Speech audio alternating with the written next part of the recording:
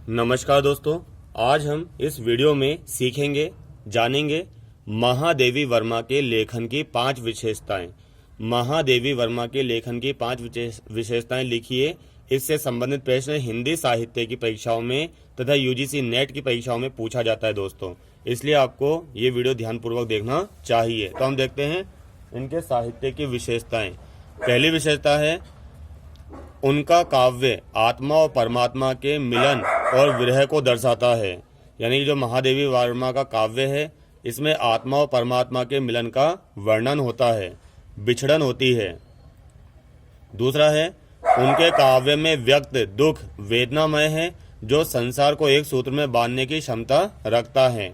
यानी कि जो महादेवी वर्मा का जब आप काव्य पढ़ोगे तो इसमें व्यक्त दुख वेदनामय है, जो संसार को एक सूत्र में बांधने की क्षमता रखता है। यानी कि इनका जो दुख है वो बोलता है संसार को एक सूत्र में बांधो। तीसरा है वर्मा की रचनाएं करुण रस से ओतप्रोत है। यानी कि महादेवी वर्मा की अधिकतर रचनाओं में हमें करुण रस देखने को मिलता है।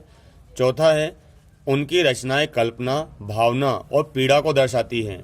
महादेवी वर्मा का समस्त काव्य कल्पना, भावना और पीड़ा को दर्शाता है, क्योंकि ये छायावाद की कवयित्री हैं। इन्हें करुणा तथा वेदना की मीरा भी कहा जाता है।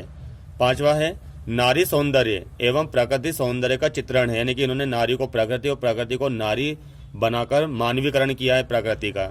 छठा है प्रतीक एवं बिंबों के माध्यम से काव्य का चित्रण किया है इन्होंने। सातवां है अनुभूति प्रवणता, यानी कि अनुभूति देखने को मिलती है। जो इन्होंने प्रकृति को देखा है, समझा है, उसको अनुभूत किया है, उसका वर्णन अपने काव्य में किया है। आठवां है स्थूल के स्थान पर सूक्ष्म उपमानों का ग्रहण। यानी कि उन्होंने क्या किया है, स्थूल जो हमें दिखाई देता है, अपनी आंखों से दिखाई देता है, उसको ना दिखाकर उसके सूक्ष्म भाव का हमें दर्शन कराया है। फिर है नवा वियोग श्रृंगार रस की प्रधानता है। इनके काव्य में अधिकतर वियोग श्रृंगार रस देखने को मिलता है। 10वां है मात्रिक छंदों का इन्होंने अपनी काव्य में प्रयोग किया है। ठीक है ना, वार्णिक की जगह इन्होंने मात्रिक छंदों को अपनाया है दोस्तों। आई बात समझ में।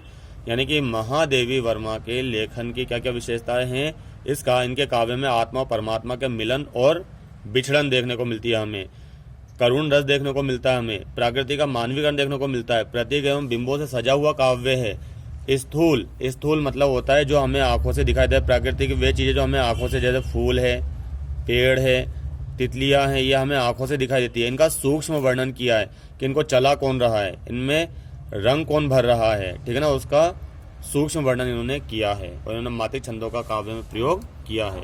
उम्मीद है दोस्तों आज का वीडियो को पसंद आया होगा, समझ आया होगा। मेरे चैनल को लाइक करें, शेयर करें व सब्सक्राइब करें। धन्यवाद।